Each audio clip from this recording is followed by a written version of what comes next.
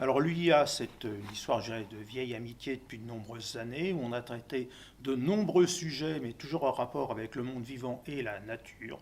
Et là, je pensais que le jardin, après cette période de confinement, c'était peut-être l'occasion de découvrir cette pièce qu'on a la chance de posséder, ou de balcon, de terrasse, à ciel ouvert, où on peut se reconnecter avec la nature, ou se reconnecter avec l'histoire des jardins, que ce soit les jardins de Babylone, le jardin d'Éden, les jardins des abbayes où on cultivait les simples. Voilà, donc c'était l'occasion de présenter des choses qui paraissent simples mais qui seront anecdotiques et qui nous reconnectent avec le monde vivant et notre environnement.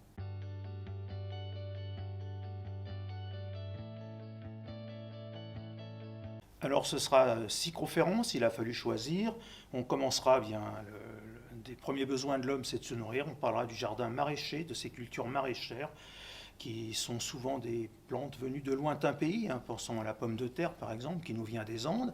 Et puis on travaillera sur le jardin fleuri, comment certaines plantes fleuries sont arrivées, que ce soit le lilas, que ce soit le bougainville ou d'autres, hein, ça va dépendre des saisons, comment sont-elles arrivées dans nos jardins, comment elles se sont adaptées, quelquefois ça a pris du temps. On parlera aussi du jardin des simples, ce qui nous ramènera au jardin des monastères, qui étaient les seules personnes vraiment capables au Moyen-Âge de soigner les personnes qui n'avaient pas les moyens de voir un médecin. Et on parlera de plantes médicinales, de mélisse, de menthe, de leur histoire et de leur introduction en France.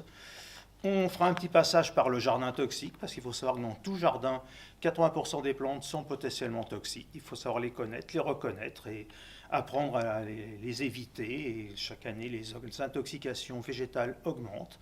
Voilà, ça sera le côté négatif. Et il y aura aussi le jardin envahi, parce que les espèces invasives sont la troisième cause de disparition de la biodiversité sur la planète, et les plantes en font partie. Et on passera en revue quelques-unes de ces plantes invasives qui s'insinuent dans nos jardins sans que quelquefois on le sache.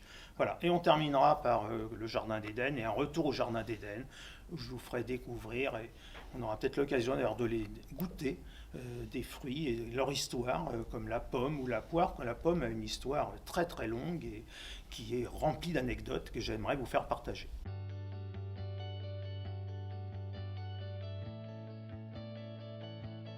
Alors le support pédagogique, je dirais, idéal, c'est de toucher la réalité, de toucher le terrain. Et cette présentation se fera à une époque où on trouve des fruits comme les pommes, les poires. Et quelle plus belle occasion d'avoir un support pédagogique plutôt que de goûter une pomme, de croquer dans une pomme, parce qu'en croquant une pomme, on croque dans l'histoire.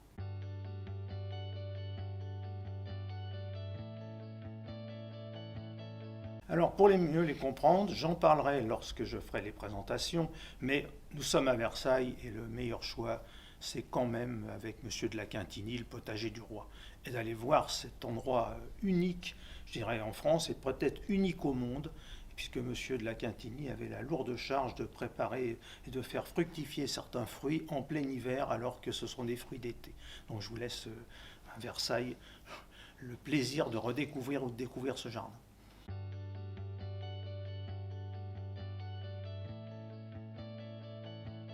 Retenir, c'est toujours un grand mot, mais retenir ce que l'on a de cette connexion du jardin, c'est-à-dire apprendre à découvrir les plantes chez soi, à transmettre aux enfants, aux petits-enfants, cette connaissance du végétal que malheureusement on perd, cette connaissance de goûter un fruit dans son jardin, de croquer un légume, et croquer un légume, c'est croquer l'histoire, parce que tous ces légumes et tous ces fruits que nous consommons, ils ont une histoire, ils viennent souvent de très lointains pays, et c'est apprendre à les connaître et à connaître l'histoire.